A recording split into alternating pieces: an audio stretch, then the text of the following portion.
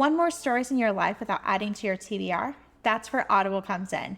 I use it for the original novellas, the Plus catalog like Deanna Rayburn's Veronica Speedwell series, and those audiobook sales that you can beat. Right now, Audible has a special offer for new and returning members. Click the link in the show notes to see what deal you'll get and start listening today. Hi, Samantha. Welcome to What's Your Next podcast. Hi, how are you? Good. I am so excited to chat with you. You've been a frequent guest to the show quite a few times, but I always love coming in back and talking to you. So when the opportunity arose, I was like, yes, please. so, Well, so thank you. tell us what you've been up to. Other Oh than my goodness. I feel like lately that all I've been doing is writing. I'm going to finish a book tomorrow, leaving for the beach on Saturday for my annual writing retreat. My husband and I go and he fishes and I write, and it's just glorious. But I'm working on book 3 in my new Lakeview Harbor series. Mhm. So that's the one that's getting finished tomorrow. And I've got a super secret project that's not going to be announced until April. Yes, April. I'm sort of like writing like 2 books at a time, which I don't normally enjoy doing, Yeah. but it's just the way that this project was given to me. And I was like, I had to do it. So Yeah. we'll see hopefully it'll all well. Oh my gosh. But yeah, so just lots and lots of writing and taking care of my dog and just trying to stay afloat. Yeah, that's what we can do. So Like right now. talk to me about your writing process, because I think like you're someone who publishes consistently, which is great. We love writers like you, like you're giving us been happy. But how much plan do you have ahead, like for series? Like, are you like how many books ahead are you from what's getting published? Like on Okay, so all right. Well, when I'm getting ready to start a new series, I sit down with my assistant and we start with like almost nothing. We're like, do we want to do a family saga? Do I want to do like Friends? What do we want to do? And we will plot out an entire series, but like very loosely. We know the tropes, we know the characters and like what their deal is, like what's going to be like the conflict. Mhm. And maybe just like a few brief ideas of like things that'll happen in the story. And then I have that in one document. And it's really just kind of funny because it'll just be like a name, opposites attract. She hates him for this reason. He's got this issue. And like, I just have to go with it from there. But right now, typically like my next 3 books are written. My next 3 releases are written. So Holly Brown, which comes out on November 4th, that's all written and ready to go. My January release, Resort Fling, is ready to go. And then tomorrow I'm going to finish writing the next Lakeview Harbor book. And so that won't come out until the end of March. And that's going to be going off to my editor. So typically I prefer to have like my next 3 to 4 books done just Yeah. because you never know what life's going to throw your way. So Yeah. I like having things ready to go. Yeah, let's start with the backlist, because I feel like you have a healthy backlist and you have been building over time. And I think when new writers come in, they think that they just need to hit big on the first book, and that's the one thing that's going to make it or break it. And the reality is, I have a healthy backlist in the podcast. I can tell you, my workhorse is not just a new episode, it's the 800 previous episodes that are there, and like people can Right. consume and stuff like that. So building the backlist, like from ground up, because how many books you have published, like at this point, like quite a few. Yeah, I want to say that I looked the other day and like this book that I'm finishing tomorrow is going to be like my 118th.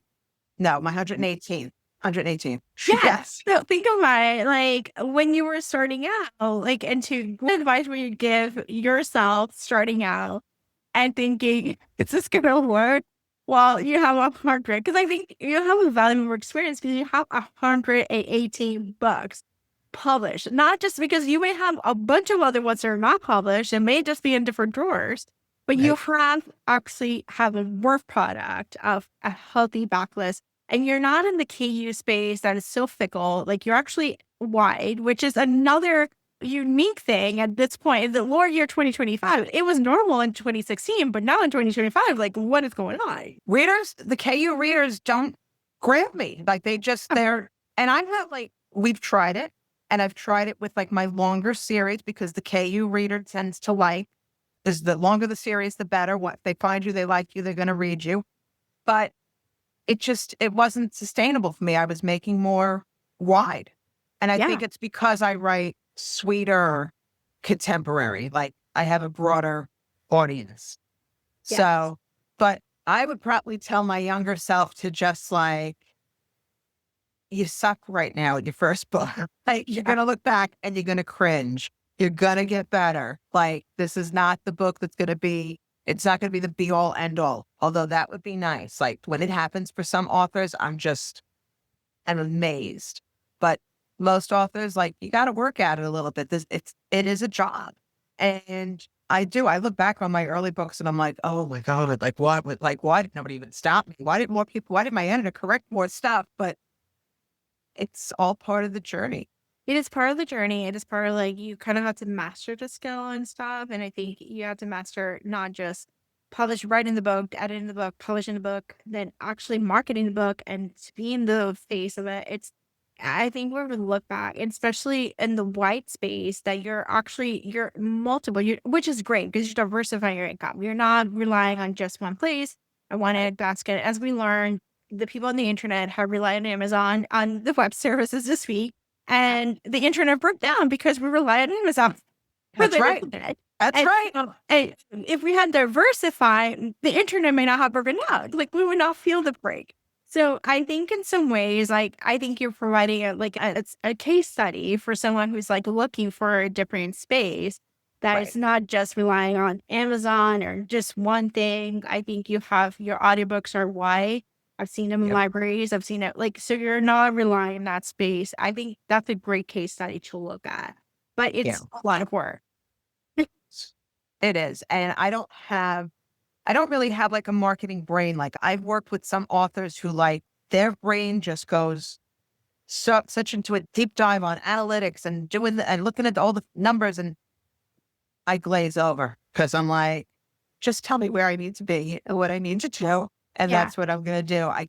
I'm just not good with that. My assistant, thank God, like she can do that stuff. But right now in this current time, I feel like all the stuff that used to like work doesn't work really anymore. And it doesn't work.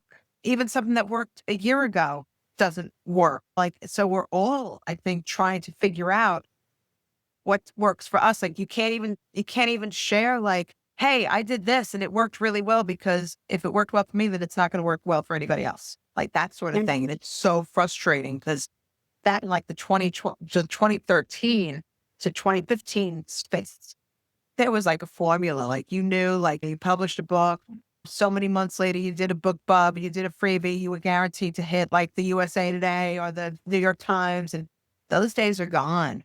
So I'm just consistent now. Like every 8 to 9 weeks, there is a book for me out. And that's my job. That's what I do. Yeah. I love this idea of like, the idea of like what used to work no longer works and stuff like that. And the market is shifting constantly. And I think what I noticed, and this is something I'm happy to talk to you about this, is that we see new authors chasing virality as a way to make it because they want to be rich and famous. And the reality is that writing is a job. It's not content creation as a job. It's not supposed to like make you famous and make you all this. And if fame is the one that they're like amazed, I'm like, why do you want to be famous? Like, it's not going to pay the bills. And so what really comes down to like what is consistent is one's being consistent, be able to show up to your readers and show up a new work product and for them, and have a backlist they can go back to for new readers to get started. Have a place for new readers to say, you're new, here's where you can get started. Don't get overwhelmed, try this, and then go back and then you just choose your own adventure. And I think you're saying that an example that it's possible. It is a job. It's not glamorous. It's like writing. You have to treat it as a job, but it is a job. Noelle Adams, who I've co-written several books with, she just put out a book on writing, and it's called Writing Invisible. Yeah. And she writes about like, you know what, she's written over 100 books as well. She has 2 pen names, and she really, like, most people don't know her name. Like she doesn't do signings. She doesn't do events.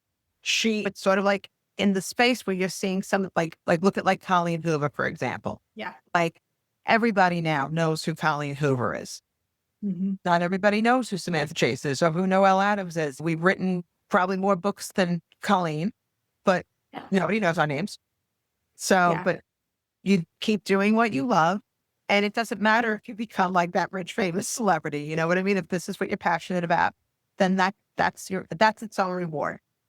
Yeah, I think in some ways it's like one of the things that I hated about 2020 was, and there's just little parts, and it was great for making romance mainstream, making it like very like open and stuff like that. But there were some issues that I was like expecting the authors to be so open, and we get to know, and they'd sell the thing and be a parasocial relationship with the authors and expectation. When the reality is, I don't want the author to be on TikTok telling me how to sell the book and tell me story time. I want the author to just go write a book, and then I can buy it, and then I can just read it. I want you to get to work. Don't try to give me this like hooks and this story time and this stuff. I just want you to like write the book and just okay. Like there's and the expectation for them to travel to 20,000 signings and talk to people. I'm like, it's exhausting. And we know Exhausting. we're not gonna be best friends with authors. Like it's not realistic.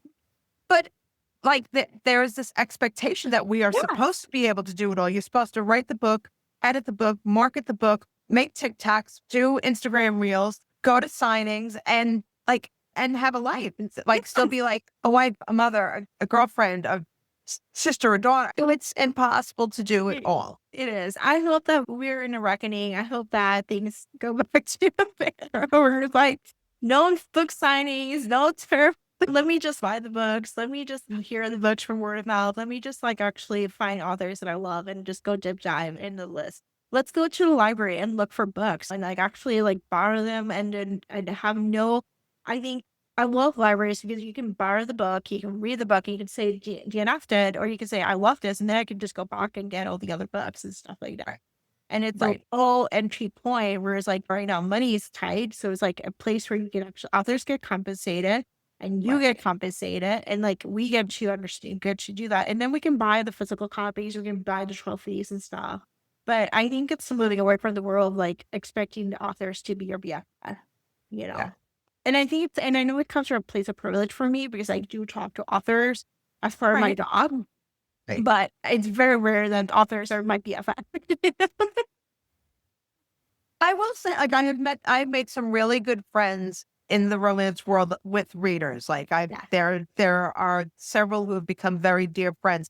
That's not the case with everybody that comes to your table at a signing. You know what I'm saying? Like it's an appreciation, like that, hey, I love your book. Hey, I'm glad that you're reading it, and that everybody goes on their way. And I mean, that's also cool. But yeah, I don't like having to have the list of all the stuff that I'm expected to do. I'm really bad at I want you just to get to work and just write the book. going as fast as I can. Like, don't engage in drama. Don't engage in opinions. I don't care about your opinion right now. I don't care. Like, just write a book. And I think it's like expecting people to like have an opinion about every single issue. It's like exhausting. I was like, doesn't really matter. Let the writing just speak for itself. Writing is political. It's like you can see that opinion in the writing. You don't need to have a statement every single issue about every event that's happening in the world. Like you do not have to. Yeah. No. Go to work, but go write. To me, like writing is an escape from all that stuff. You know what I'm saying? Like I love when everything else is a dumpster fire going on around me. I can then go to my little resort town, like of Lakeview Harbor, and then just play there for a little while. Yes, like just write and just enjoy like a little breather and have characters that you can actually make them do things you can control. Although they may not be able to be controllable, like, but you think you're controlling, you have something you control to do. That's right. All right, so we got to talk about Holly Brown Christmas. As I was telling before, Ned, I am in a Christmas mood. World's terrible. We're just going to have our own tradition. We're going to go Christmas. And so I invited as many authors who are writing Christmas book to come and talk about their Christmas book because we need more Christmas joy. So I agree. I have a ton of them. I have a ton of Christmas books. That's like, if I could, I'd probably write Christmas all year. Like, I love it. But I know that it would get stale. But like what I said from the very beginning, because my first big break was a Christmas book, was the Christmas Really? Cottage. Yes. Christmas Cottage was the second book that I wrote. And it was not supposed to be what it turned into. I had written one book and it sold like 30 copies that entire year. And it was primarily friends and family. And I knew I needed to write something bigger, something better, but I wanted to keep my name out there. So I wrote this Christmas novella, right? I wrote it in 11 days. I was doing National Novel Writing Month. I was doing NaNoWriMo Yeah. and banged that out in 11 days, had it edited, and I was going to put it out there as a freebie for readers. And Amazon would not allow me to do it as a freebie. That you had to put it for at least 99 cents. Yeah. So I put it out there for 99 cents and it sold 10,000 copies in like the first month. Holy crap, that's like $9,000. What? That's like 5 figures, like almost 5 figures. Like, I was like, holy crap. So it's like the little book that could, you know what I mean? And when I got signed by an agent, I told him, one of the first things I told him was that I wanted that book to be a Hallmark movie. And he went, absolutely not.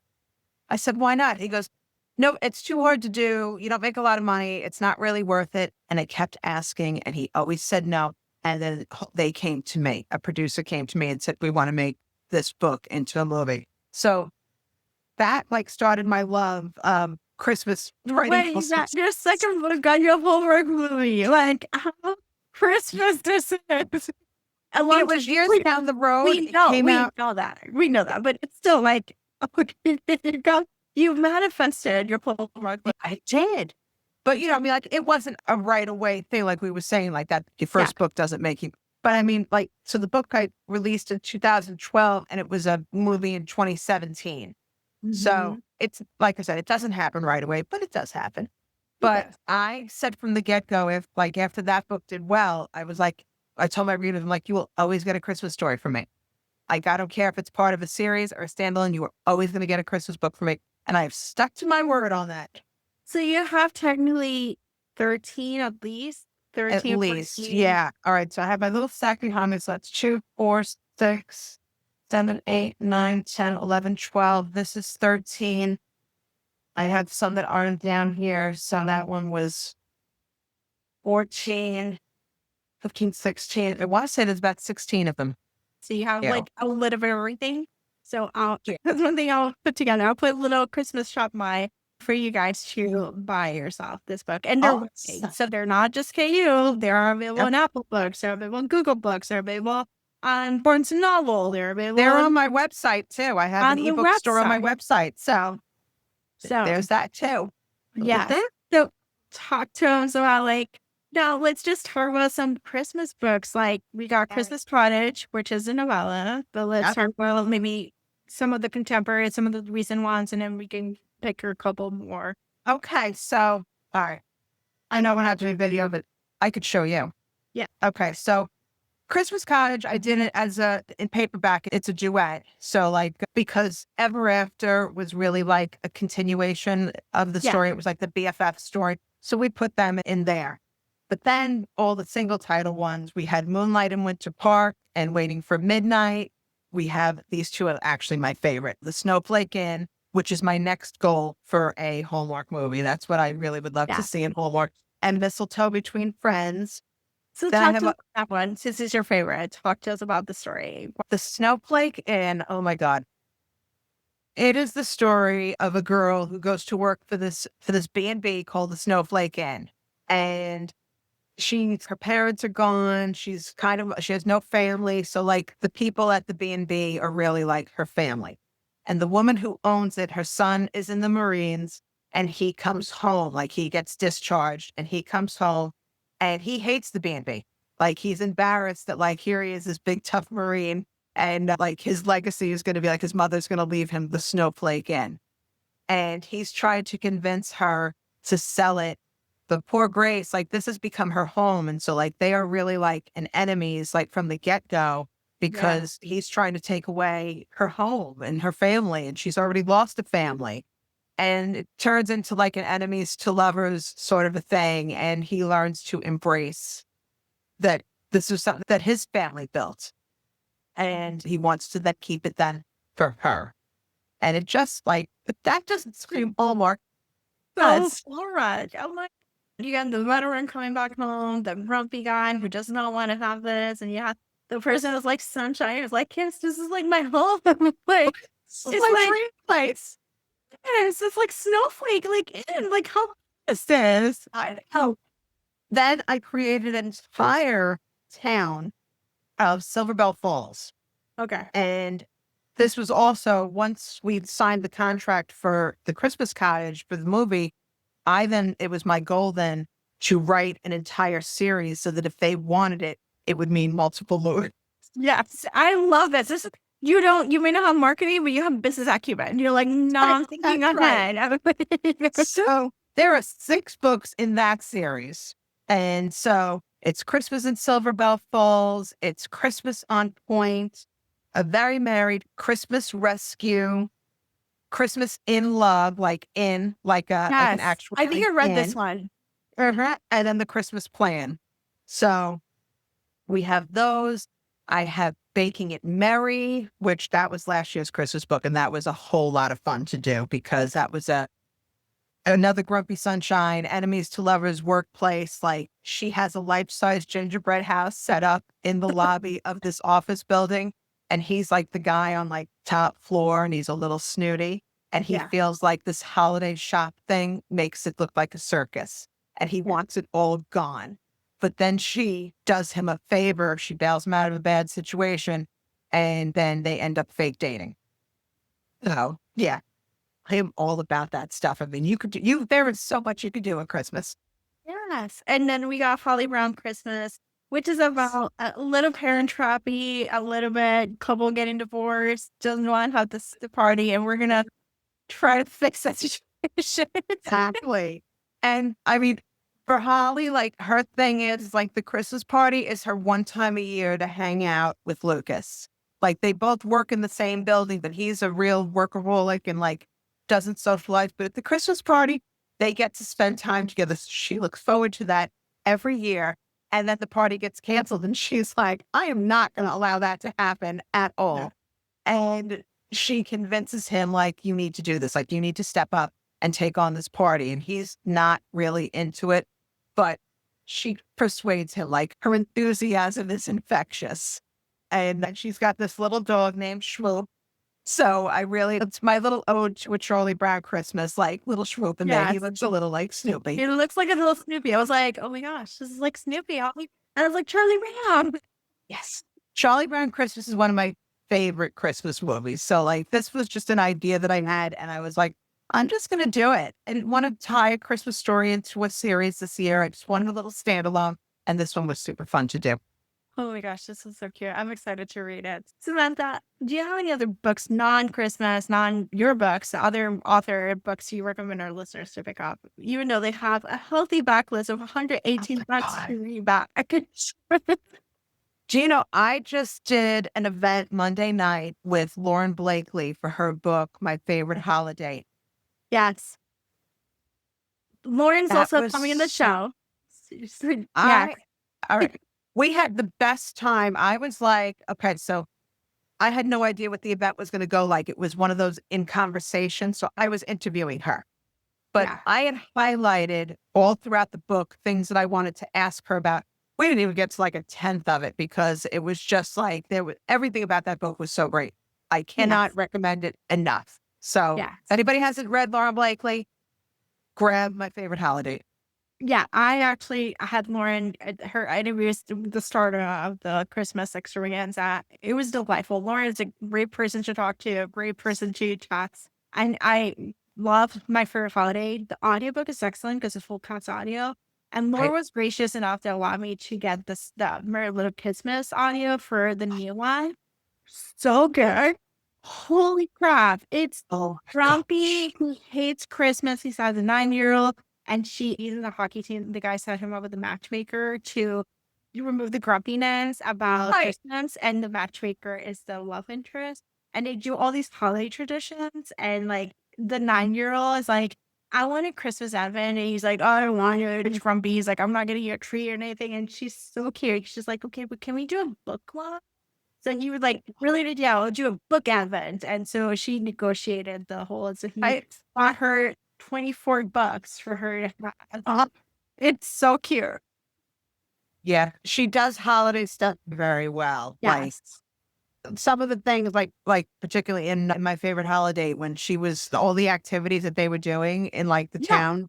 I was like, I asked her, I said, would you do any of that stuff? And she's just like, oh, like some of it, like they were just wild, like karaokeing in the square. Like, I don't know if I would do that.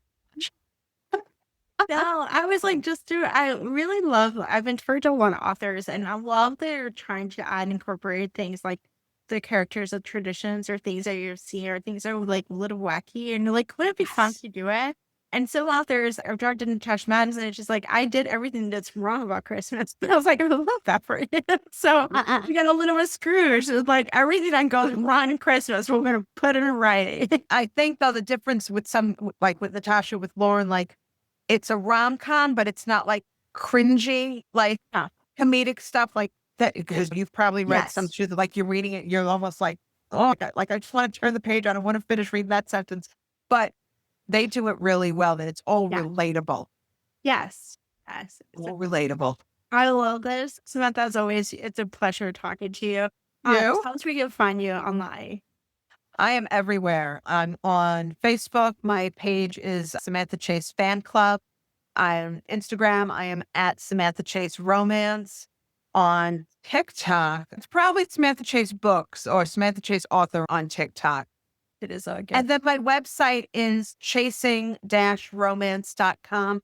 You could buy signed paperbacks on my website, and you could buy ebooks on my website. So you can get everything directly from me and not have to deal with the Amazons of the world with their whole server thing going down. Even better. I love this. Thank you, Samantha, for being the show. Yeah, this is always so much fun. It has been so much fun. Listeners, if you enjoyed this podcast, please consider rate, review, subscribe.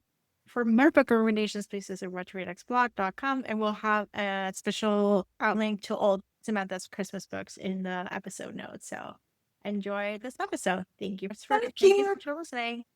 Thank you. Are you an author, publisher, or book-related business looking to reach passionate readers?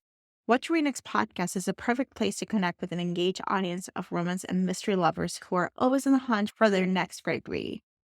Now, we're offering sponsorship opportunities. Whether you're launching a new book, promoting an upcoming release, showcasing a bookish product or services, we can help you get the word out. Let's work together to bring your books or businesses to readers who are ready to discover something new. Please visit whattoreadxblog.com/sponsorships to learn more or reach out to chat about the perfect sponsorship or package for you. Thank you much for listening. Your next great reader is waiting for you.